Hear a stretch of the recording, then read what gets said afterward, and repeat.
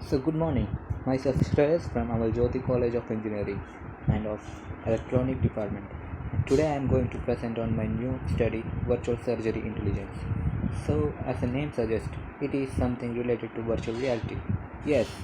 Have you ever wondered of how doctors come up with a plan to treat some major surgery like removal of tumor without interrupting the organs around? Or a pacemaker insertion? Oh god, thanks to the technology we have got. The life of the patient is utmost importance and surgery cannot risk surgeon cannot risk experimenting on the patients. Earlier many patients have lost lives because of surgical errors. And according to the latest survey, researchers say that medical errors ranks behind heart disease and cancer as the third leading cause of death in US. And in such a place where technology is far better than other countries, VR provides a good tool to experiment the various complications arise during surgery. So, going to the contents today. So we'll go through introduction and what is virtual surgery, history, basic overview, applications of surgery, surgical planning, image guidance, telesurgery, virtual surgery simulation, virtual surgery simulator, a haptic interface, advantages and challenges, and conclusion. So what is virtual surgery? So it's a virtual reality technique of simulating surgery procedure which helps surgeons improve surgery plans and practice surgery process on 3D models. And surgeons can have a clear picture of the outcome of surgery. Surgeons can view the anatomy from various angles. It is based on patient specific model, and of course there will be errors.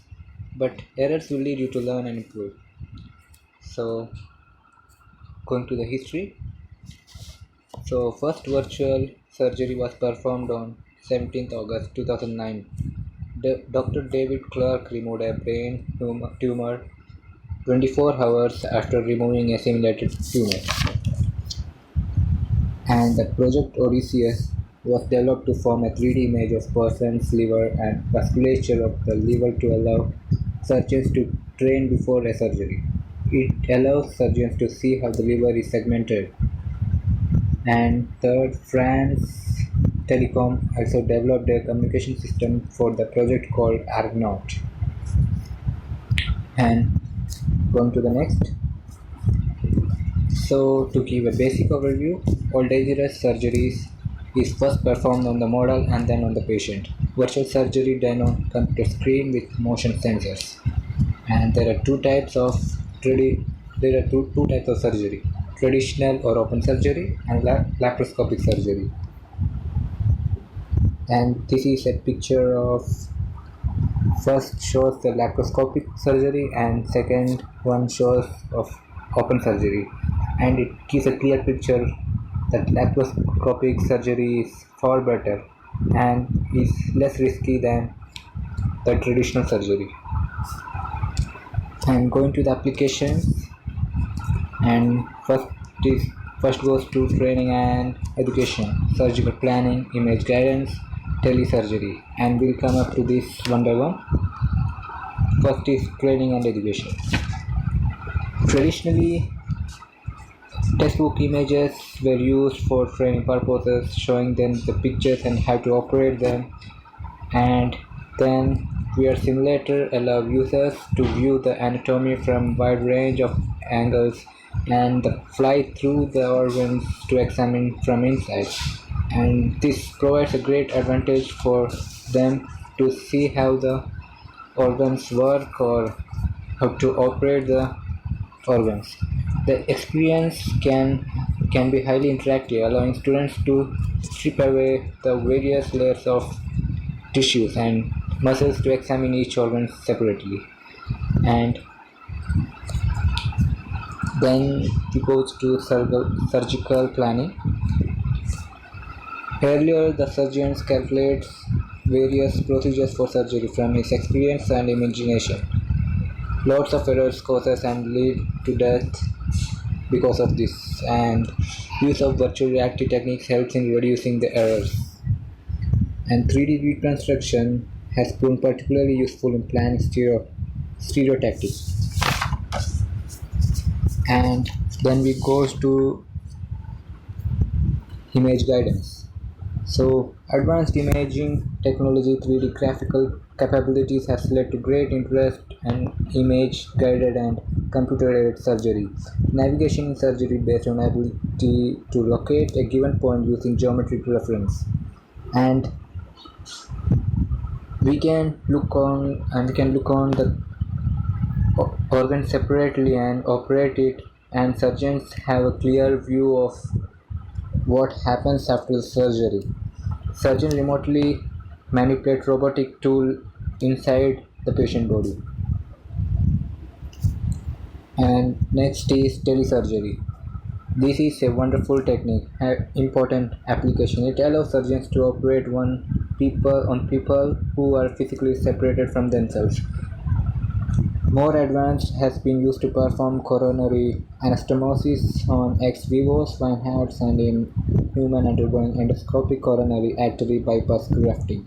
These are both surgeries and they are mainly useful for this purpose. And then we'll go to next, virtual surgery simulation. So there are two types of virtual surgery simulation. Here we show first is 3D simulation. So it generates a 3D model of the part of the body. Anatomy images can be derived from a series of patients like MRI, CT, which are all 2D images. From these images, they are segmented and then it is mapped digitally.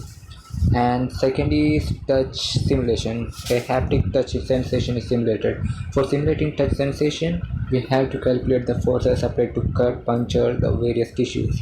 All forces are calculated by this arm. And next is virtual surgery simulator. It consists of powerful PC which runs on the software and an interfacer. Usually it works on all the forces feedback loop. Haptic interaction is a new field of research that adds a sense of touch to virtual environments. A human hand moves the end effector, causing the device to relay its position via sensors to a computer. And in the left hand loop, forces on the end effector are detected and relayed to the user's brain.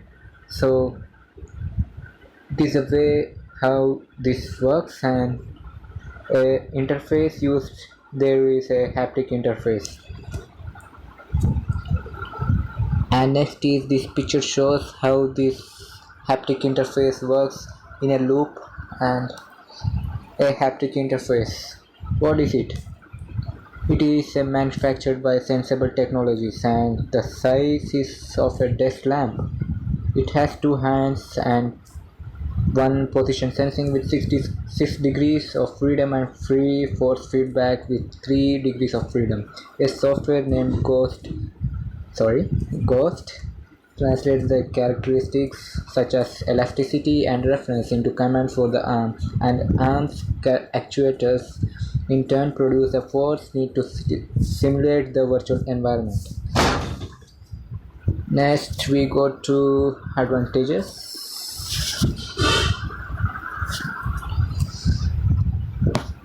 It minimizes medical mistakes, training is done better, difficult surgery procedures can be practiced, new procedures can be tried, errors leading from the surgery can be corrected, and it gives a clear picture of the outcome of the surgery. And let's go to the challenges.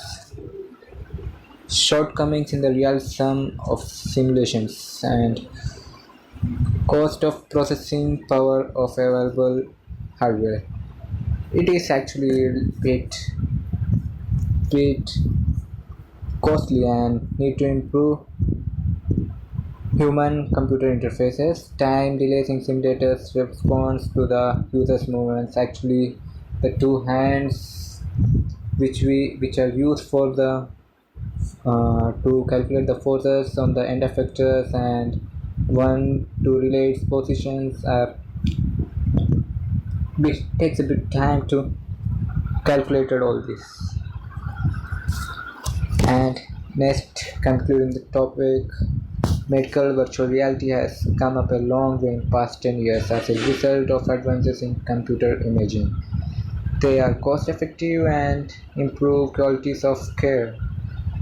Outcomes of the surgery are known long before the surgery is done, and it avoids errors leading to death and outcome. Yeah. Thank you.